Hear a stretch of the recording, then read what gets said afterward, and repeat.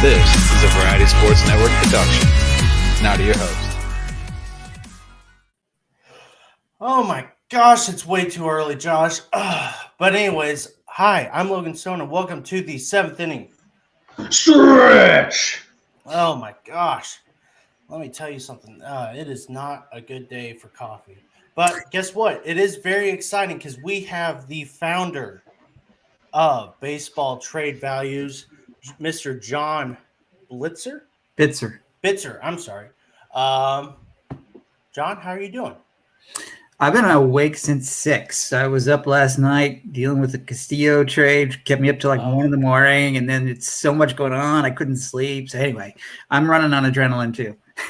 Well, let's talk about that real quick before we – well, first of all, let's introduce John. John, how are you – or not John, I mean Josh. Oh, my gosh.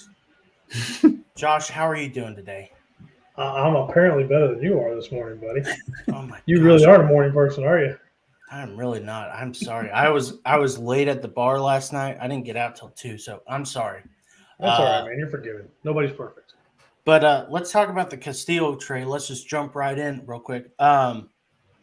It seemed to me that the Mariners overpaid, and then I looked at your evaluation of the trade, and it looked like the Mariners did overpay. Is that your? I mean, that's obviously your estimate, right? Yeah. So we had our system valued Luis Castillo at 41.2 million. It's in millions if surplus value, and the package they got back was worth about 63. So that was a significant overpay. It was just on the edge of like being rejected from our simulator site, but it was just close enough to sort of categorize it as a major overpay, but still accepted. And the industry consensus is that it was definitely a major overpay. Reds fans are extremely happy with the return. All the ones I've seen on Twitter are overjoyed because they knew they were trading. They were trading Castillo, so it's not like, oh my God, we traded somebody. They knew that was happening. So all they really care about is what did we get back, and they got back a haul. So they're happy, and Mariners fans are happy too because they haven't been in the playoffs in 21 years, and so they're like, we got to go for it. Jerry DiPoto's, he's a riverboat gambler, so he's going for it. That Mariners team. It looked scary at the beginning of the season, and now looks scary now. And I love this. I love this team so much. I think Logan and I both had the Mariners predicted to make a deep playoff run, and then they got a little shaky there after the first month of the season. I was like, oh my God, we screwed this one up. And they've really revitalized themselves and playing a lot better. I think that a lot of that goes to their young talent. But this move to me, this gives them a chance to run with the Yankees, in my opinion. I mean, I'm not saying they're going to beat them, but it gives them definitely a stronger foothold to play ball and keep up.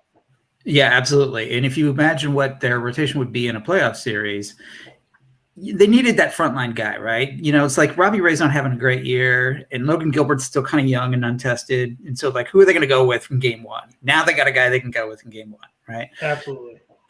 And, the other thing I've noticed is that a lot of Yankees fans, particularly on Twitter, were expecting to get Castillo, and now they're disappointed because they're starting to feel like it's not the old days when Steinbrenner was wheeling and dealing. It's like they're very measured. They don't want to give up Volpe. They're just like, okay, we're going to just make sensible deals. We're going to get Benintendi instead of Soto. And so all the Yankee fans are like, what are we doing? So like, we're not getting anybody great.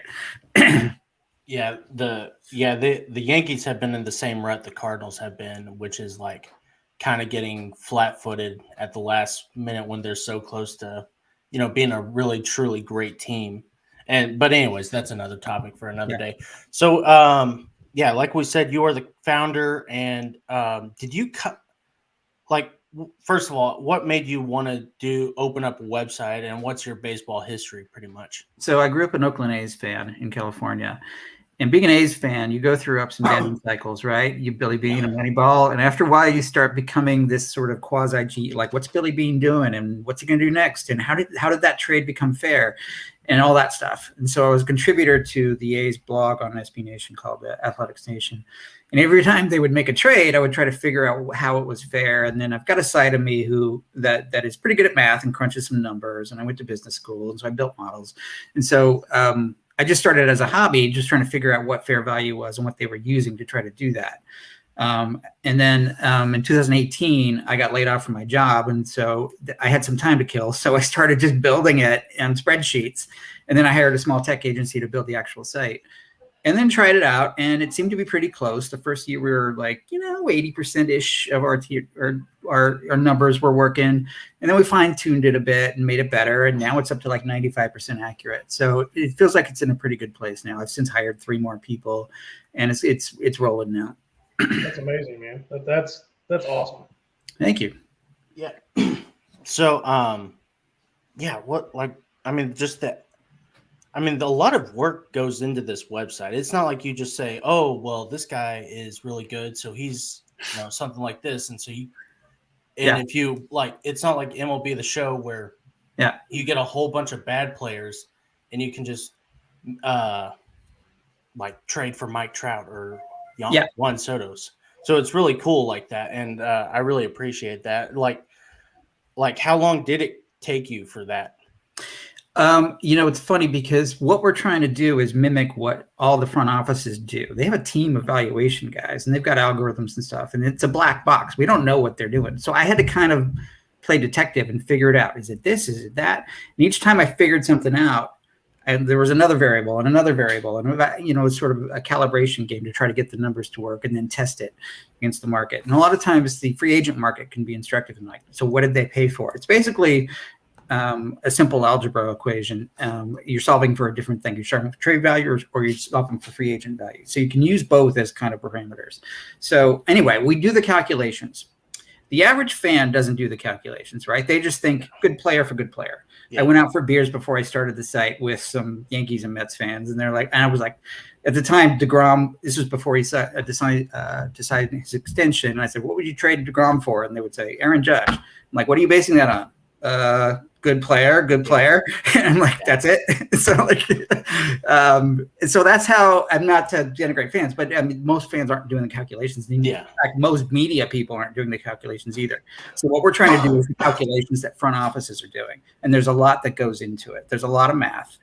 And there's a concept called surplus value. It's basically like how much the guy is worth over and above his contract. So if he's if he's worth 20 million, but he's only getting paid 10 million, then you got to cough up the other 10 million in some form of player capital. That's the basic idea. There's some variation to that, but that's the basic idea. And so when you see our numbers, what that's telling you is what they're worth over and above their contract. So sometimes you'll see a guy with negative value. It's because their contract is so big, they're not living up to it. And that's the case, Hosmer, for example, the Padres. He's got a big contract and he's just kind of a replacement level player. So, he's got negative value. There's a few others like that as well. Yeah.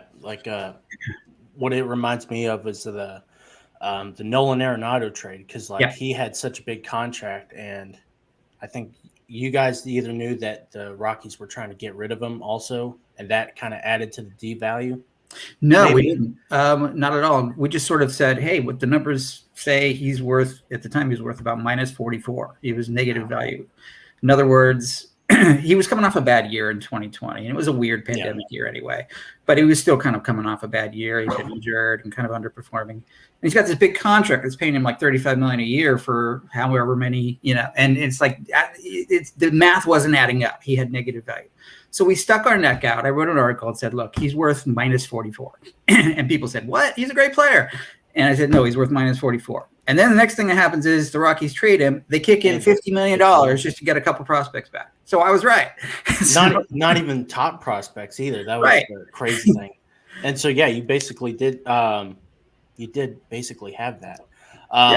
But so it says that you came up with the idea using certain trades. Is there one that stuck in your mind that was either, a good outline of what your process was, I guess? You mean before I started the site, when I went back? The big one was the Josh Donaldson trade to the Blue Jays.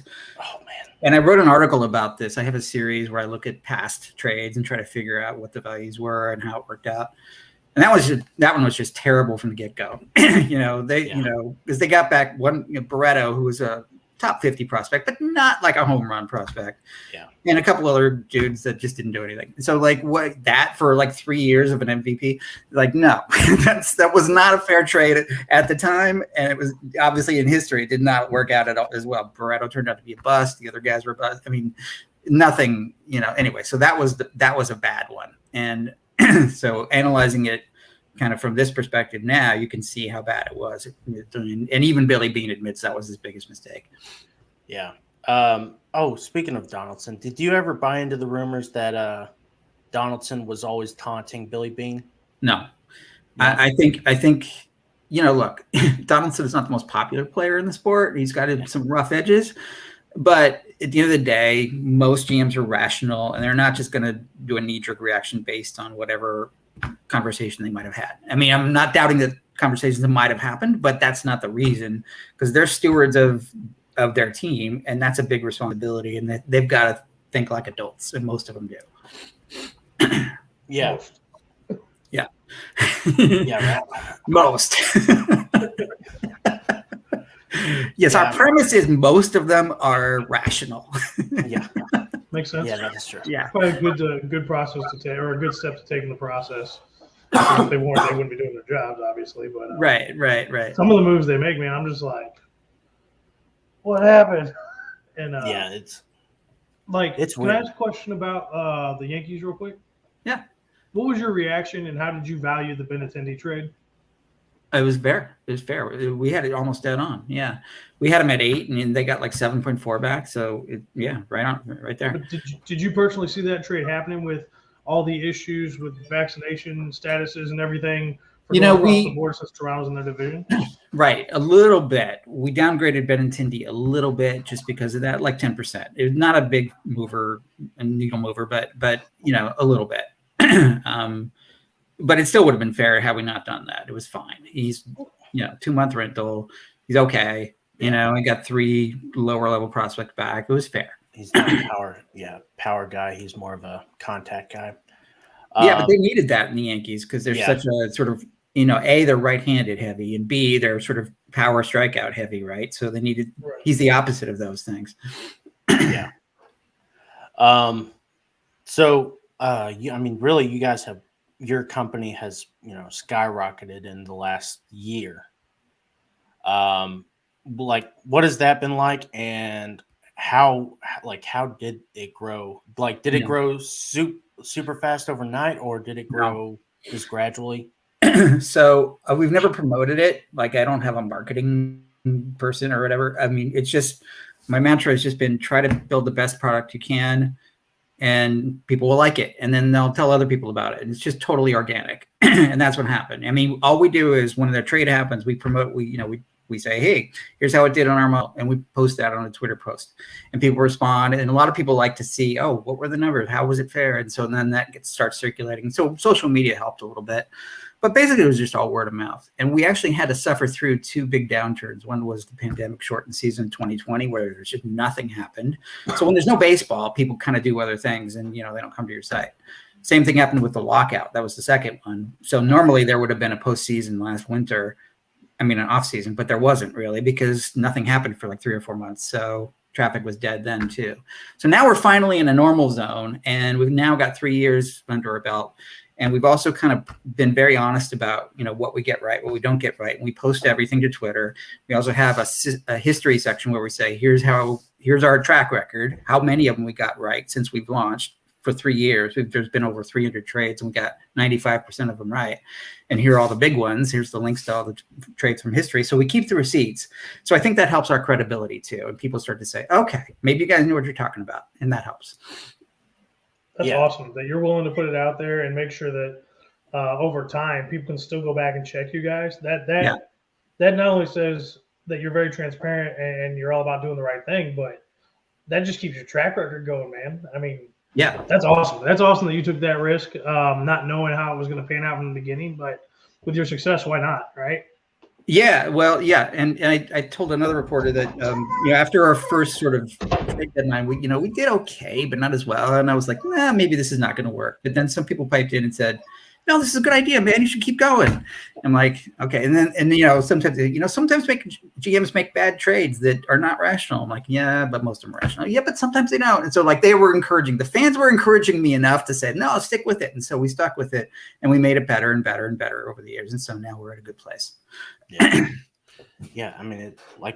I've been using you guys for a year and a half. I was just telling you that. And that was, whenever I found it, it was just like really cool to be able to do that. I asked you this before, but do you, the MLB The Show, do you ever go on there and then try to do a trade and you just not agree with it, like how easy it is? Or you know what? I have a 12-year-old who plays it, and he's like, "What the heck?" and he knows enough about baseball to go to my site too and compare them. And he's like, "No, these people are, MLB The Show is for entertainment purposes only, and it's not really built for this purpose, and so it's just for fun." But he gets mad at it sometimes for like, what? I can trade Mike Trout for a couple of bench guys? No. Yeah, right. I wish it was you should that get easy. with the show producers and Yeah. say, hey, we need to do a simulation mode where you take my algorithm, you put in your game, and you're going to draw more fans. Yeah. Josh That is has always occurred a to me. salesman. Yeah. He's trying to make you money. Just Thank make you. sure Always, that man. we're involved too. So no, I'm just kidding. Just give me a copy of the game when that version comes out. I'll be yeah. Yeah. One of the differences, that's we're moving to a point where we're updating more and more frequently because trade value is always changing. It's a function of multiple variables, right? So eventually we're going to get to the point where we can just have it on autopilot and it's going to change every day. And whereas MLB The Show comes out once a year, right? So it's kind of stuck and frozen in time. So I'm not sure how it would work like that because a month later it'll be out of date. That's true. They do those updates for rosters and everything I think every 45, 60 days, but still that wouldn't be frequent enough to keep up with the news. So yeah, I don't know, you make a good point, man. You just killed my argument. That's awesome. Sorry. We love it whenever Josh's argument gets squashed. It happens all the time. It's the theme of the show. Yeah.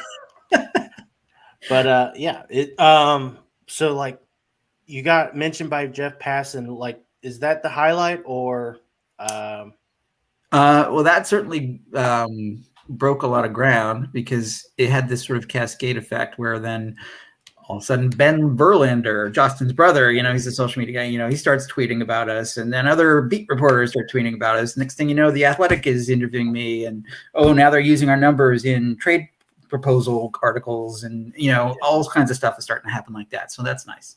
Yeah, it's got to be really cool. What was the highlight? For me, it was the Arenado trade. That was the big win, but not enough people knew about us at the time. I'm like celebrating in my bedroom, like, yay, we did it, but like 2 people cared. Yeah. But for me, that was an important one. Yeah, that was definitely a cool trade. Like, like I said, you kind of on it. And it was exactly how it panned out because I thought we were going to have to get rid of all of our top prospects for Arenado. But you had it right. So, but that was so let's talk about some trade deadline stuff. I assume that you are a nut about the trade deadline as much as I am. I love the trade deadline. It's like Christmas for me. That's our job. Yeah, same here. We're like a Christmas tree farm. We're business is booming. Yeah. And I've been using it about 1,000 times in the last 2 days. I'm like, oh yeah, the Cardinals can get Juan Soto, then Noah Syndergaard, then Lopez, and these 2 relievers from the Diamondbacks all in one trade, and it's going to be the greatest day ever. But let's talk about. So last night, Luis Castillo. Yeah. I guess we can talk about the big one since we've been doing it all the last 3 weeks. Juan Soto, do you have you been paid attention to that? Is there any trade scenarios that you've had? So I don't have any inside information. I'm only going with what everybody else knows from reporters.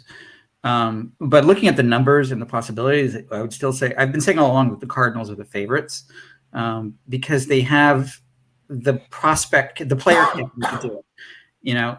Juan Soto is going to probably the highest value guy that have ever been traded in that I've seen since I've been doing this, and probably before that as well.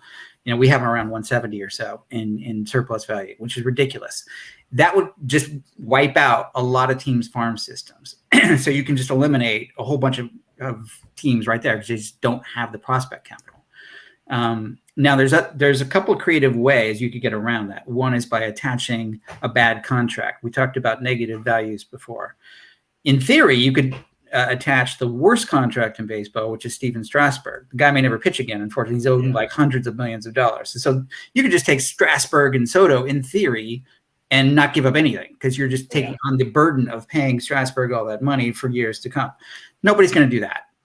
And he also has a no trade. I don't think that's going to happen. So that's not out of the question. But you could maybe take Corbin's contract. We have him at like minus 55 or something.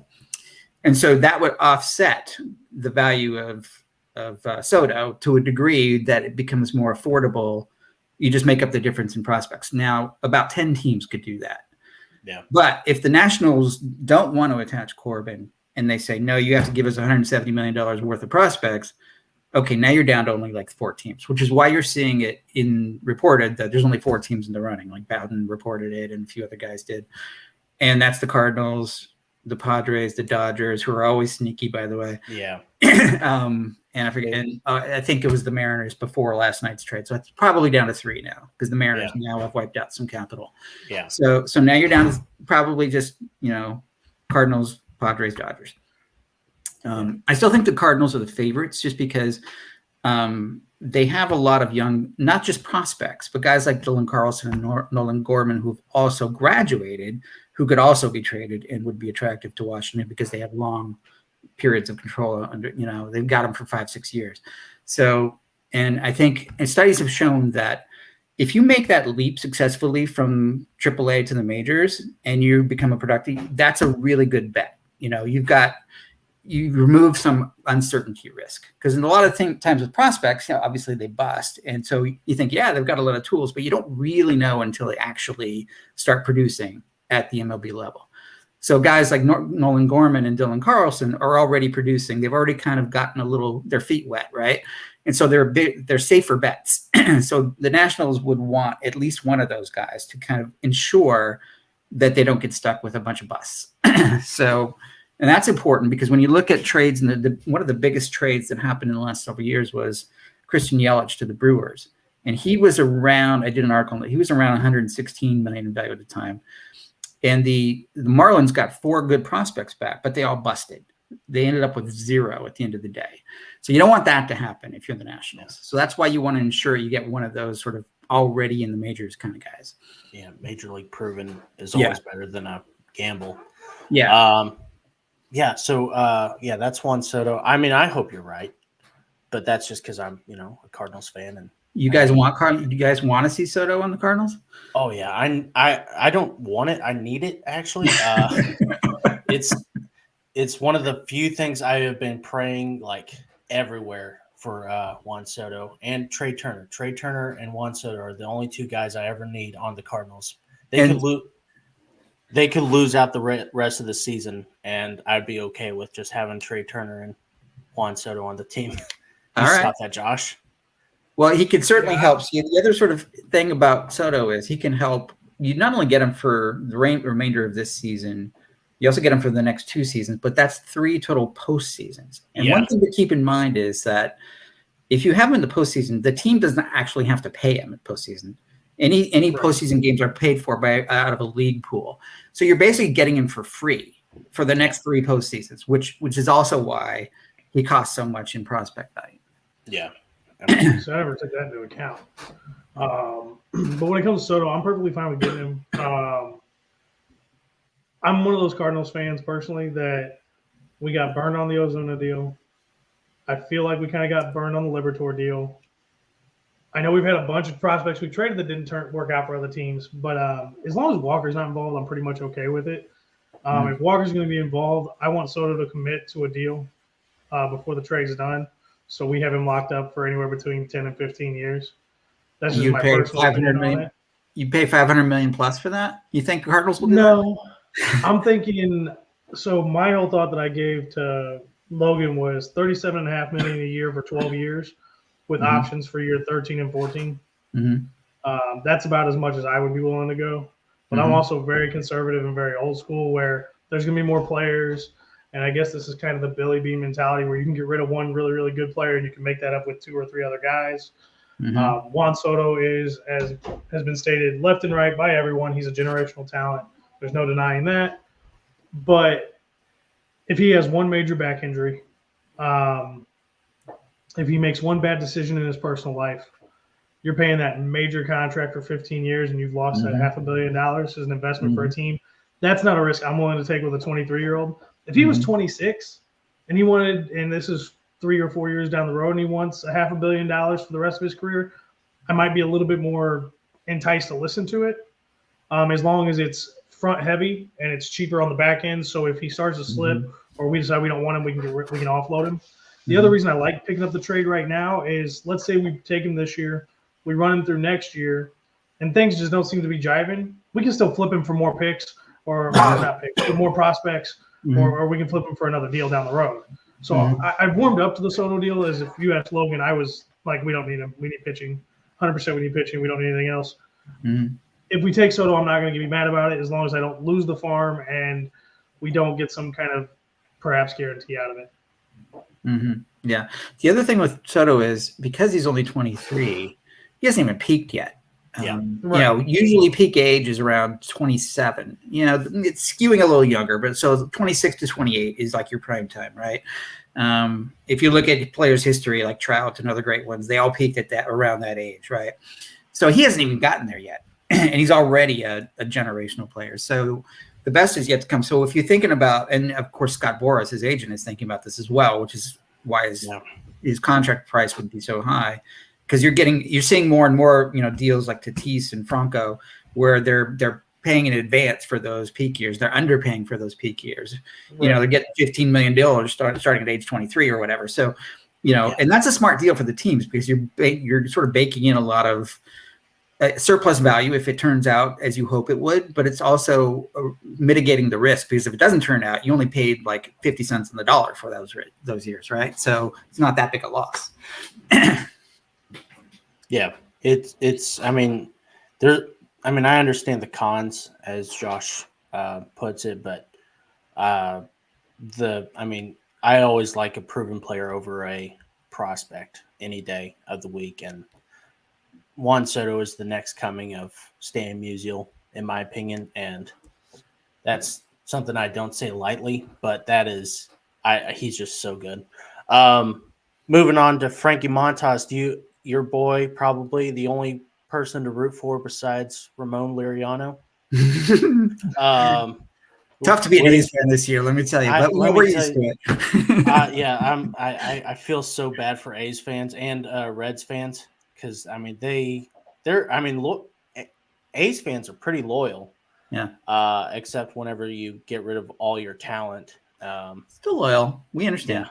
Yeah. It's a cycle. But where do you think Frankie Montas is going?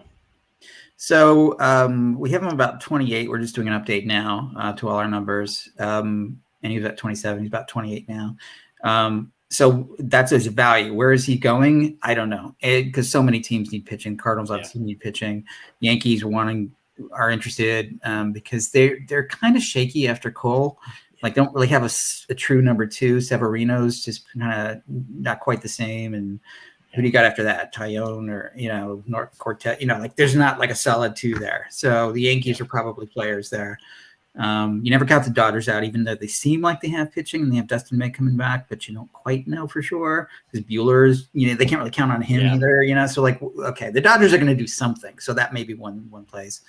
So, and it's also why you see rumors of other teams jumping in with like, oh, maybe the Tigers will trade Skubal or maybe the Astros will trade with a guy like Urquidy because nature abhors a vacuum because there's not that many good starters out there. And so other teams are saying, well, okay, I guess we could trade this guy and we can get some for him. So, if they're trading from a position of strength, then maybe they can kind of make it work.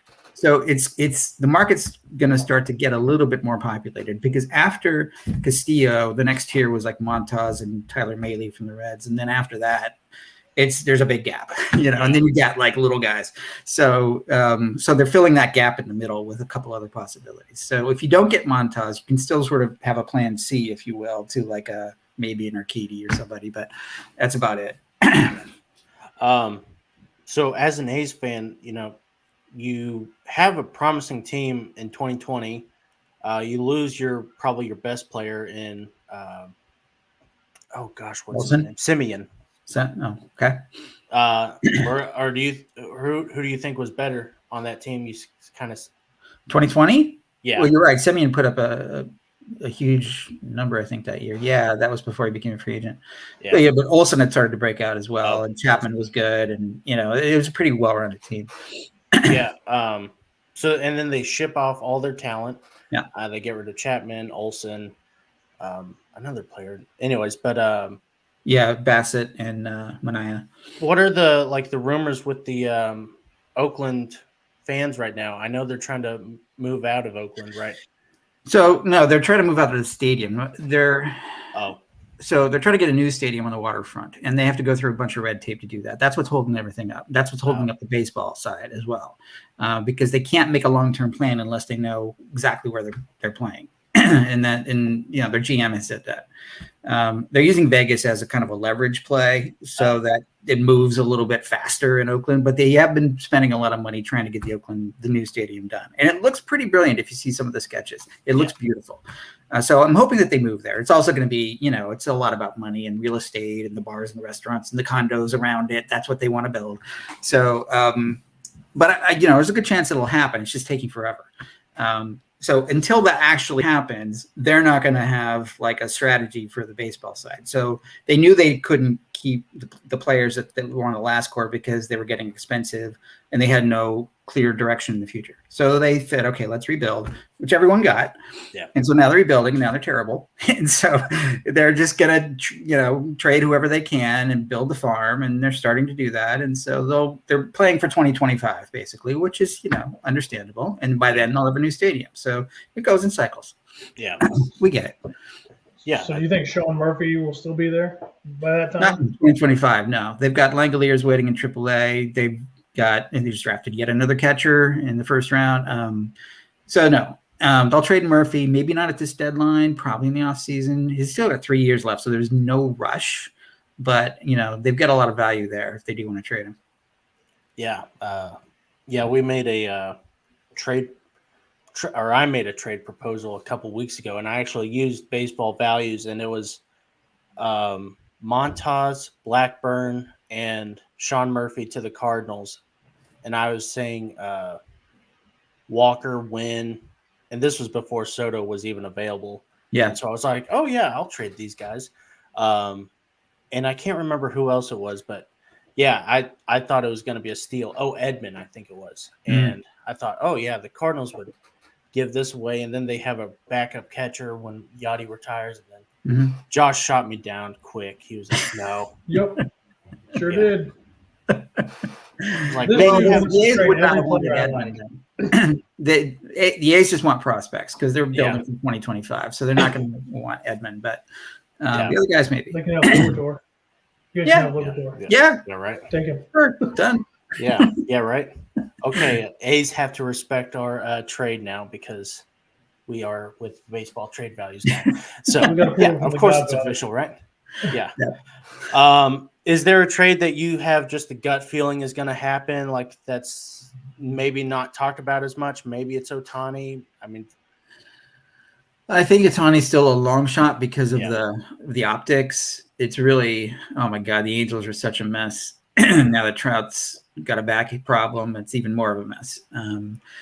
They've had this stars and scrubs model. They got 2 superstars and a bunch of guys that nobody knows, and they are below average, and it's been that way for years.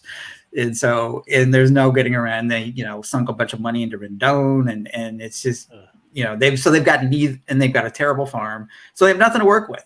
They got no money to play with, or no trade capital to play with. So the only option is to trade Ohtani, who's got over $100 million in value. But if you're going to do that, you have to accept the extreme pain of bad PR, fans booing, the whole circus, right? So, I don't know if you're going to do that. It's. What was that, Josh? I said that's a really good point. I didn't even think about the PR side of it. Yeah, no, that's big. And you have nothing to go with. And the other side of it is the Angels owner, Artie Moreno. he very much feels like the kid brother syndrome to the Dodgers. He's always trying to keep up with the Dodgers. He knows they're not the Dodgers, but he really wants his shiny toys so that he can sort of play like with the big boys, but he can't afford to do it because he can't build a team around those 2 or 3 guys, so nothing's going to change until he changes, I don't think. Yeah, it's that whole I had a kind of a theory that they were going to keep Ohtani and then try to shop Trout in the offseason and pull kind of an Arenado deal. Just because they wanted, I feel like Ohtani is a safer bet right now than Trout. But unfortunately, Trout has lost his value. Unfortunately, there's no surplus there anymore. You've got, because you're paying him 36 something for the next 8-9 years. So, and he's got a back injury, and he's going to be a DH probably by the time he's 32.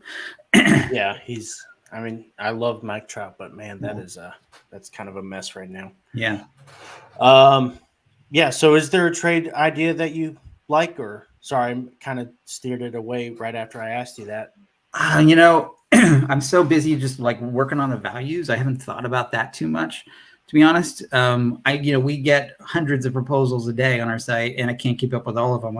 I sometimes look at the comments, but it's what I think is fun is that people have fun with all these different scenarios because people just seem to like to play around with the tool. And so I'm like, oh, what if we traded this guy for that guy? Oh, all right, I'll try this one instead. And then people comment, and that's part of the fun, right? That's definitely the fun. That's definitely a fun part of it, and also the imagination of like, oh yeah, Soto's going to look really good in a Cardinals uniform. Yeah, and not as a UPS man. And what I'm looking at is behind the scenes. I'm looking at like who's got the prospects to make big deals, right? So I'm looking at the spreadsheets. Okay, let's look at the Dodgers farm. What do they got, and what do those numbers look like? And look at the other. What are the Braves got? Nothing. Okay, so they're not making a deal. I can see. I look at it from that point of view, right? Yeah. To see who's got the capital. It's a lot of work, and it's a lot of fun. Doing your website the way it is, and you can do 3-team trades, and I love the cash aspect of it too. It's like you really did think of everything, and I appreciate that. Josh, do you have any questions at the moment? No, I'm enjoying learning about how your brain works, John. I mean, you think about things that I've never even. I mean, I am a fan. I mean, that's what I am. So yeah, I don't take into all the little bitty parts of this and all the details. That's why I asked you the question about Benintendi earlier, was because my thought was his value goes down because he wouldn't be able to go to Toronto. Well, you were leagues above me on that already. And you're like, yeah, we took that into account. That was 10% market. I'm like, this dude's got it all. I'm gonna just sit back here and listen and learn. I mean, I could talk forever about the details if you want, but it gets really into the weeds about how we figure all this stuff out. We got to keep it on common man level, but you're just so far beyond it, man. I think your website's just going to be something that grows over time, and it's going to be a force to be reckoned with because it's a beautiful piece of artwork that's very easy to utilize for the common fan, and that's what I like about it. Thank you. At first, I thought I was only going to appeal to the nerds, but I'm starting to get the common fans as well, so that's good too. well, speaking of nerds, because you say you're from Oakland, and I didn't know that, unfortunately, before the interview. Otherwise, that's okay. I geeked out a lot more. But I mean, Oakland is famous for the Billy Bean Moneyball whole situation, and I'm an analytics guy. Okay. I don't know. What are you kind of? Or do you buy into Moneyball? Do you buy into the analytics, and what are your thoughts on that whole thing? Because that's basically what the site is based on. So absolutely. And I was proud to be an A's fan when all that happened back in the day. Yeah. People misunderstood, I think, the takeaways from that. They thought, it just means the A's are going to use guys who get on base. They thought it was all about on base percentage. Yeah. And that was sort of a shallow way of thinking about it. It wasn't. It was just about, at the time, it was just sort of like, let's figure out an edge. What can we get an edge with? Because we don't have a lot of money. So, okay, let's see if we can get an edge by looking at numbers. We can find a lot of sort of hidden secrets in the numbers. So that's all they were trying to do, was find little ways to get an advantage. And then the more they did that, the more other teams picked up on it because there's no secrets. Yeah. So then, gradually over time, everybody started doing it. And then the big fish started doing it as well. The Dodgers are very analytical. The Yankees these days are very analytical. Everybody is. Yeah. So now, like, there's no competitive advantage for a small market team. But the whole industry has been transformed. And that's another reason why I can do a site the way I have, because I'm basically trying to mimic what they're doing using analytics and taking an educated guess about which ones are more important, which numbers are more important than the other ones. The old school way of looking at the back of the baseball card, like, nobody does that anymore. Like, pitcher ERA, nobody uses that. I can tell you that right now. Batting average is just one little stat that doesn't mean all that much. Yeah. There's a whole bunch of other sort of more advanced stats that matter more. Expected stats. You'd be amazed what they can do with analytics. Yeah. Like, I mean, if you go, like, I'm slowly but surely convincing Josh, because he's very old school, like he says, and we're like, I'm very analytical, and so I've slowly started explaining, OPS plus. I haven't gotten into the WOBAs or the OAA or everything, all the XFIP and exit velocity. But yeah, there's like pages and pages on Fangraphs, and I love looking at some of those stats. Josh, so Logan decided that, and I'm sure you haven't followed us before because I know we reached out to you, but Logan did this episode where he went to like an hour and 15-minute dive over like the basics of advanced analytics, and he debunked the importance of like ERA by itself and batting average by itself, and how you had to take all the advanced analytics together and put them together as pieces of a puzzle for it actually makes sense. Where because I'm not a big, I always liked the basic stats growing up as a kid. Like, I can tell you everybody's ERA and all that stuff, but he's got me into FIP, and he's kind of pulled me off of WAR, because I didn't realize there were two different WAR ratings, where I thought WAR was super important. Oh, there's 3. Look, you only got me to 2, Logan. I'm sorry. It's all right. You're not perfect. You need to have one, John. I mean, everybody's doing it now. But he's trying to teach me how to piece it all together and use it importantly.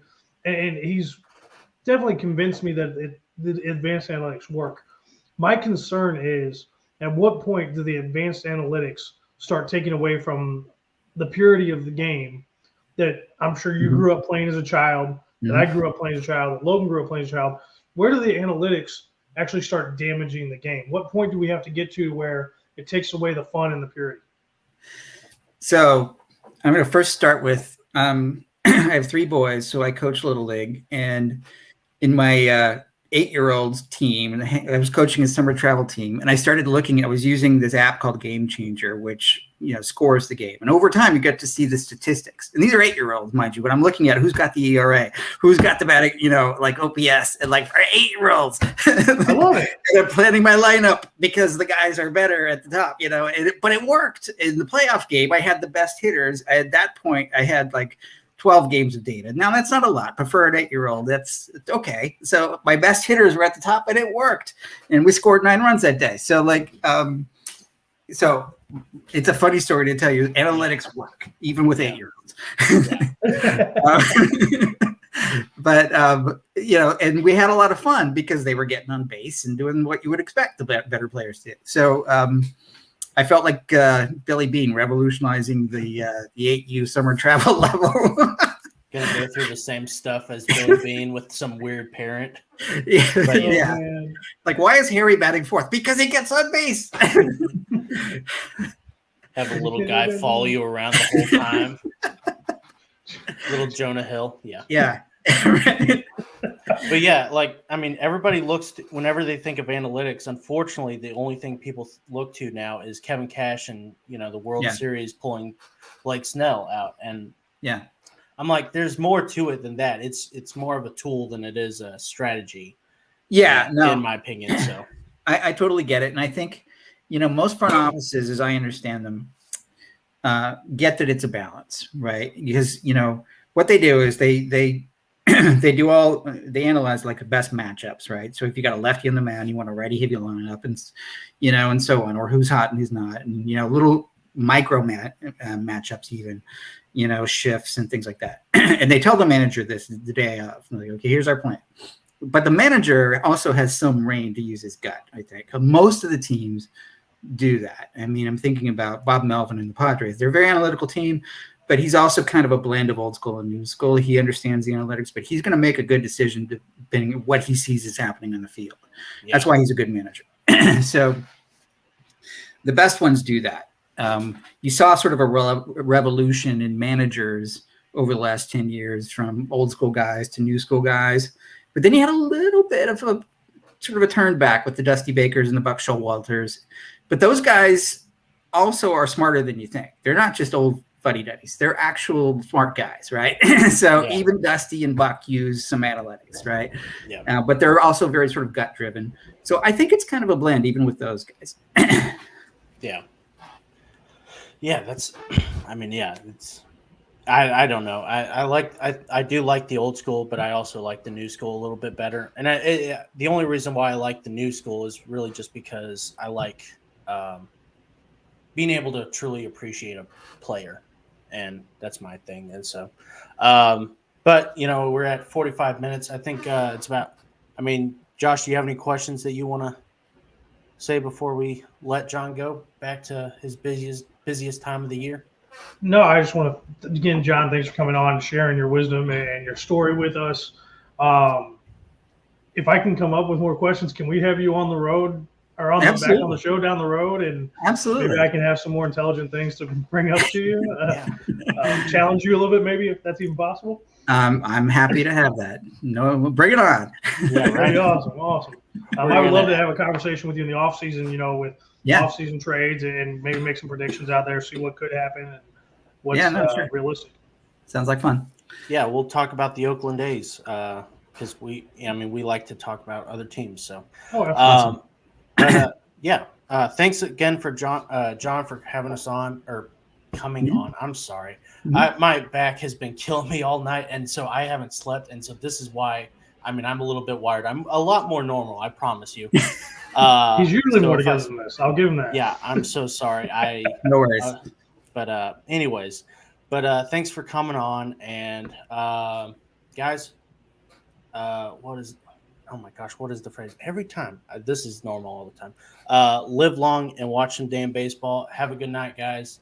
Or thanks, good John. day, guys. Yeah, thanks, John. Thanks, Josh. Take us out. If I can, I will. Okay.